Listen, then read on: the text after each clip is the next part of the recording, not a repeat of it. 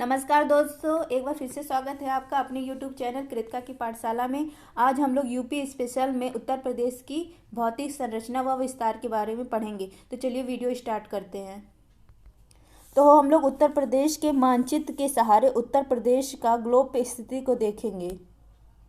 अगर उत्तर प्रदेश का अक्षांशीय विस्तार पूछा जाए तो उत्तर प्रदेश का अक्षांशीय विस्तार 23 डिग्री 52 मिनट उत्तरी अक्षांश से लेके 30 डिग्री 24 मिनट उत्तरी अक्षांश तक है। और अगर इसका देशांतर विस्तार देखा जाए तो इसका देशांतर विस्तार 77 डिग्री 5 मिनट पूर्वी देशांतर से लेके 84 डिग्री 38 मिनट पूर्वी देशांतर तक है। और अगर आप लोगों से पूछा जाए कि पूरब से पश्चिम इसका विस्तार कितना है, तो पूरब से पश्चिम इसका विस्तार 650 किलोमीटर है। कितना है? 650 किलोमीटर।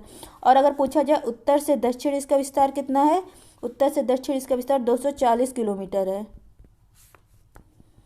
अगर आप लोगों से उत्तर प्रदेश की ग्लोब पर स्थिति पूछी जाए तो यहाँ पे देखिए 23 डिग्री 52 मिनट उत्तरी अक्षांश से ले 30 डिग्री 24 डिग्री उत्तरी अक्षांश तक है, तथा इसका देशांतर विस्तार 77 डिग्री 5 मिनट पूर्वी देशांतर से लेकर 84 डिग्री 38 मिनट पूर्वी देशांतर तक है। और इसका अगर पूरब से पश्चिम तक का विस्तार पूछा जाए तो कितना है, तो 650 किलोमीटर है। 650 किलोमीटर है पूरब से पश्चिम तक का विस्तार। और उत्तर से दक्षिण तक का विस्तार पूछा जाए तो कितना है, 240 किलोमीटर। कितना है? 240 किलोमीटर। अगर आप लोग से पूछा जाए प्रदेश का कुल क्षेत्रफल कितना है, तो प्रदेश का कुल क्षेत्रफल है 2,40,928 वर्ग किलोमीटर। यह भारत के कुल क्षेत्रफल का 7.33% है। अगर आप लोग से आगे पूछा जाए कि क्षेत्रफल की दृष्टि से देश में उत्तर प्रदेश का कौन सा स्थान है, तो उत्तर प्रदेश का चौथा स्थान है, क्योंकि पहले स्थान पे आपका राजस्थान है, दूसरे स्थान पे मध्य प्रदेश है, और तीसरे स्थान पे महाराष्ट्र है, और चौथे स्थान पे अपना उत्तर प्रदेश है। तो क्षेत्रफल की दृष्टि से उत्तर प्रदेश का देश में चौथा स्थान है। अगर आप लोग से पूछा जाए सर्वाधिक क्षेत्रफल वाला जिला तो कौन है, तो हमारा लखीमपुर खीरी है सर्वाधिक क्षेत्रफल वाला जिला। और सबसे कम क्षेत्रफल वाला जिला कौन है, तो वह हापुड़ है। अगर क्वेश्चन में पूछा जाए कि उत्तर प्रदेश को कितने प्राकृतिक भागों में विभाजित किया गया है, तो उत्तर प्रदेश को 3 प्राकृतिक भागों में विभाजित किया गया है।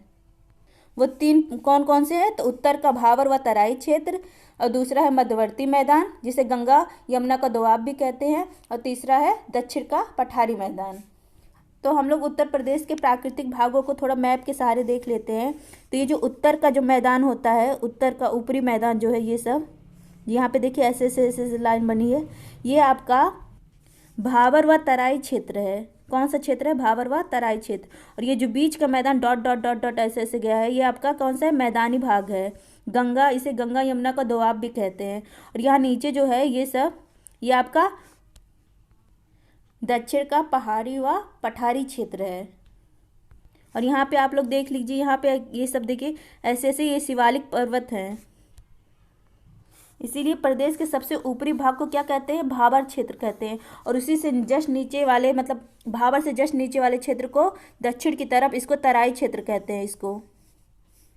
और ये आपका मैदानी भाग है, और ये वाला आपका पठारी या पहाड़ी भाग है। तो इसको हम लोग आगे देख लेते हैं। तो उत्तर प्रदेश को कितने प्राकृतिक भागों में बांटा गया है, तो उत्तर प्रदेश को 3 प्राकृतिक भागों में बांटा गया है। तो पहला आपका क्या है? उत्तर का भावर व तराई क्षेत्र।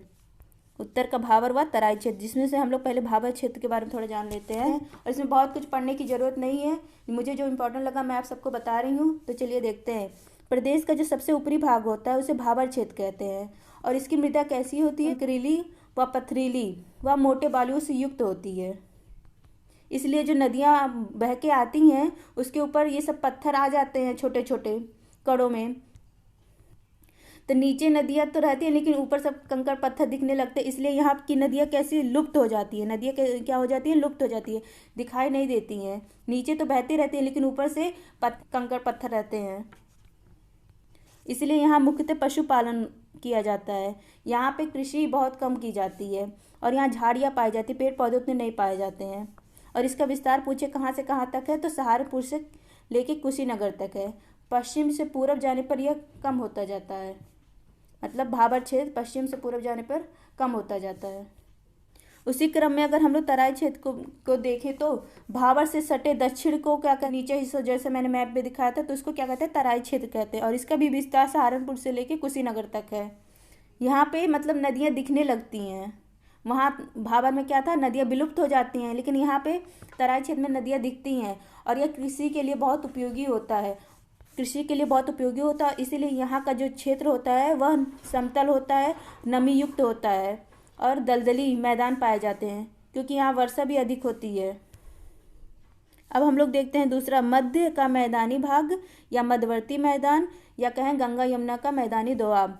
तो ये जो उत्तर के भाबर व तराई क्षेत्र और दक्षिण के पठारी क्षेत्र के मध्य का जो बीच का क्षेत्र होता है वह क्या कहलाता है, मध्यवर्ती मैदान कहलाता है, या गंगा यमुना का मैदानी दोआब कहलाता है। इसकी मृदा कैसी होती है, तो इसकी मृदा जलोढ़ मृदा होती है। क्वेश्चन में पूछता है कि मैदानी भाग की मृदा कैसी होती है, तो जलोढ़ मृदा होती है। यह मैदान गंगा व उसकी सहायक नदियाँ जो होती हैं, जैसे कि यमुना, घाघरा, गोमती, राप्ती, रामगंगा, गंडक, इन सब से एक क्षेत्र निर्मित होता है। क्योंकि ये सब नदियाँ अपने साथ कंकड़, पत्थर, बालू ये सब बहा के लाती हैं, तो इससे दो क्षेत्र निर्मित होते हैं। तो एक को कहा जाता है पुरानी जलोढ़ मृदा और दूसरी को कहा जाता है नई जलोढ़ मृदा। जो पुरानी जलोढ़ मृदा होती है, यहाँ पे वर्षा का पानी बहुत कम पाया जाता है, मतलब जो वर्षा का पानी होता है यहाँ बहकर रुकता नहीं है। और नई जलोढ़ मृदा में वर्षा का पानी पाया जाता है, इसीलिए यह बहुत उपजाऊ होती है। और पुरानी जलोढ़ मृदा को क्या कहते हैं, बांगर क्षेत्र कहते हैं, और नई जलोढ़ मृदा को खादर क्षेत्र कहते हैं। पूर्व मध्य के मैदान में रबी और खरीफ फसलों की खेती की जाती है। अब आपका आया दक्षिण का पहाड़ी व पठारी क्षेत्र। तो आप लोग को पता ही है, दक्षिण का पहाड़ी व पठारी क्षेत्र मध्यवर्ती मैदान के ठीक दक्षिण में स्थित है, ठीक दक्षिण में स्थित है मध्यवर्ती मैदान के। और वास्तव में प्रायद्वीपीय भारत अर्थात दक्कन का पठार का ही उत्तरी विस्तार है, जिसे बुंदेलखंड का पठार भी कहते हैं।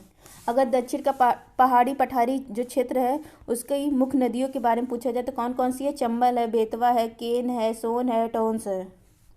और वर्षा यहाँ पे कम होती है, इसलिए यह कृषि उपयोगी बहुत नहीं होता है। और अगर पूछा जाए फसलें कौन सी है, तो फसलें चना, अरहर, सरसों, ज्वार, गेहूँ। और यहाँ की मृदा कैसी होती है, तो यहाँ की मृदा लाल होती है। तो दोस्तों ये था मेरा आज का वीडियो। आज मैंने उत्तर प्रदेश के प्राकृतिक विभाजन जो 3 भागों में बांटा गया है उसको कवर करने की कोशिश की। आशा करती हूँ आप सबको ये वीडियो पसंद आया होगा। अगर वीडियो पसंद आए तो लाइक करिए मेरे वीडियो को और सब्सक्राइब करिए मेरे चैनल को, और इसको अगर अच्छा लगे तो शेयर भी कर दिया करिए। तो अंत तक देखने के लिए आप सबका धन्यवाद, शुक्रिया।